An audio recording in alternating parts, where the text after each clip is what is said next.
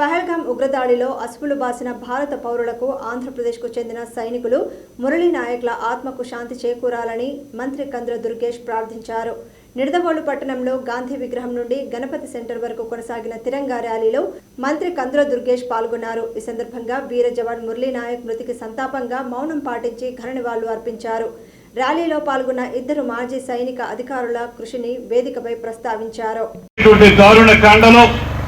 అసూలు బాసినటువంటి భారత పౌరులు, అదేవిధంగా ఈ మధ్య జరిగినటువంటి దాడుల్లో అసూలు బాసినటువంటి మన ఆంధ్ర ప్రాంతానికి చెందినటువంటి మురళీ నాయక్ అనేటువంటి అధికారికి వారికి ప్రత్యేకమైనటువంటి నివాళులు అర్పించాల్సిన బాధ్యత మన మీద ఉంది. వారికి నివాళులు అర్పిస్తూ వారి త్యాగాన్ని ఏనాడు కూడా ఈ దేశం మరిచిపోదనేటువంటి మాటని స్పష్టంగా తెలియజేస్తూ ఇవాళ ఈ వేదిక మీద ఇద్దరు మాజీ సైనికాధికారులు కూడా రావడం జరిగింది.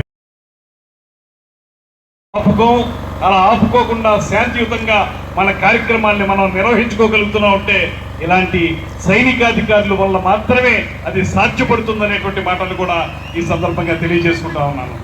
అదే కాకుండా ఇవాళ ఈ తిరంగా ర్యాలీ అంటే మూవన్నెల జెండాతోటి భారత జాతీయ పతాకంతో మనందరం చేసేటువంటి ఈ ర్యాలీ దేనికోసం అంటే ఎవరైతే సైనికులు త్రివిధ దళాలకి చెందినటువంటి రక్షణ దళం ఎవరైతే ఉన్నారో వారందరికీ కూడా కాశ్మీర్ నుంచి కన్యాకుమారి వరకు ఉన్నటువంటి 50 మంది కూడా ఒకే ఒక్క మాట చెప్తా ఉన్నాం, మీ వెనక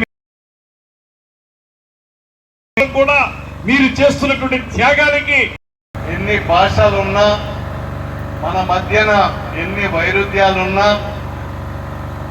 బయటి వారు కనుక మన మీద దాడి చేస్తే దండెత్తితే మేమందరం ఒక్కటే అనేటటువంటి నినాదాన్ని మనం ప్రపంచానికి చాటడం కోసం ఇవాళ తిరంగా కార్యక్రమం నిర్వహించుకుంటా ఉన్నాం.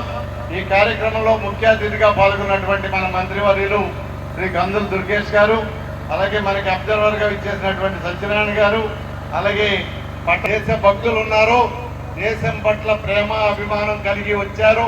వారందరికీ పేరు పేరున నా యొక్క పాదాభివందనాలు చేస్తా ఉన్నాను. అట్లాగే వేదిక మీద మరి ఒక వ్యక్తి దొంగచాటుగా వచ్చి దాడి చేస్తే అది నక్సలిజంగా కానివ్వండి, టెర్రరిజంగా కానివ్వండి, మనం చూద్దాం చేద్దామనే కాలయాపన గతంలో ఉండేది.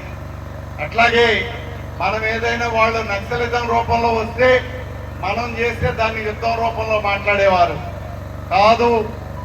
ఇక మీదట భారత జాతి ఏదైనా సరే మాటకి మాట, చేతకి చేత, కన్నుకు కన్ను, పన్నుకు పన్ను అనేటటువంటి నినాదంతో వెళ్తుంది.